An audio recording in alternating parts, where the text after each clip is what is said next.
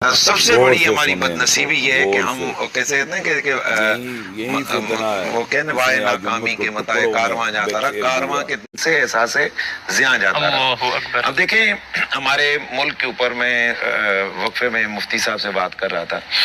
अभी जो हमला हुआ इसने किया अफगानिस्तान की तरफ। नहीं इंडिया ने किया, तो बुनियादी तौर पर वो किस जगह किया गया था? जो मस्जिदें और मदरसे हिट हुए थे वो किस मसलक के थे भाई? किसके थे? आलुल हदीस के थे या देवबंदी मकतबे फिक्र के थे?